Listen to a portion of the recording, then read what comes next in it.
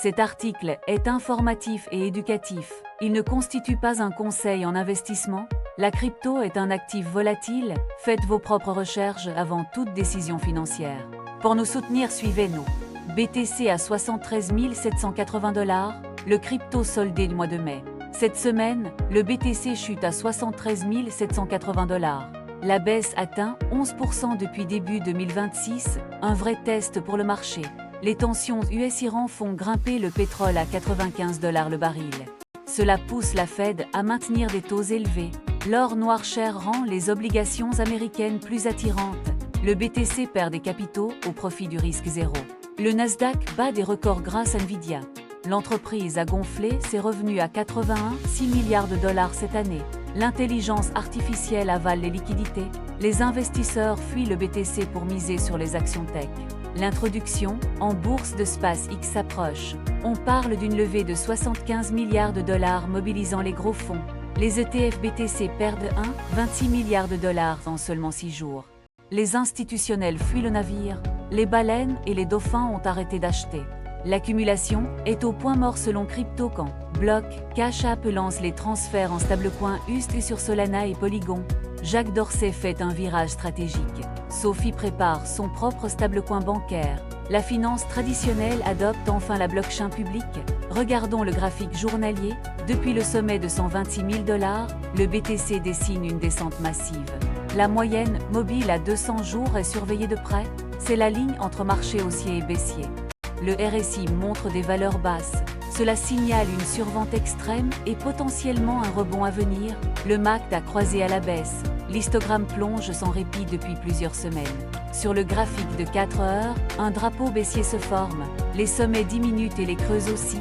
Le prix est coincé sous la moyenne mobile courte. Chaque rebond est rejeté violemment. Le RSI en 4 heures montre une divergence haussière.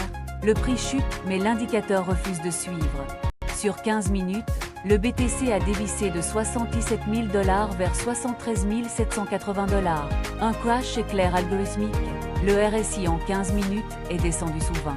Une survente aussi forte appelle souvent un correctif rapide. Un croisement haussier MACD émerge en 15 minutes. Un rebond de soulagement est statistiquement probable. La carte thermique révèle un mur de vente entre 74 500 $ et 75 000 $. Les ordres vendeurs forment un plafond de verre. Les achats sont rares et dispersés autour de 73 000 $. Les baleines violettes font du trading court sans vision long terme. La semaine dernière, une impulsion jusqu'à 78 000 $ a piégé les vendeurs, puis tout s'est retourné brutalement. Les liquidations ont atteint 928 millions de $ en 24 heures. Le BTC a concentré 365 millions de ses pertes. Un total de 1,8 milliard de $ de positions a été effacé sur le marché crypto cette période. Les taux de financement étaient trop positifs. Une majorité pariait sur la hausse et a alimenté sa propre destruction. 6,25 milliards de $ d'options BTC arrivent à échéance. Le point de douleur maximal est fixé à 75 000 $. Les principaux supports se situent entre 72 000 $ et 73 000 $. C'est la zone tampon avant la capitulation. La résistance immédiate est à 75 000 $. Le franchissement ouvre la porte vers 78 000 $ et 80 000 $. Si les 72 000 $ cèdent, une chute vers 65 000 $ devient probable. Le drapeau baissier se résolverait par le bas. Si les 72 000 $ tiennent, un rebond vers 80 500 $ reste possible d'ici fin mai. Cela représente 4 à 9% de hausse. À long terme, les projections annuelles vont de 75 000 $ à 150 000 $. Le fondamental reste solide malgré la tempête. L'infrastructure blockchain s'intègre dans le système financier traditionnel. Les altcoins spéculatifs perdent leur attrait. Pour les investisseurs, la zone 72 000 – 73 000 $ mérite attention.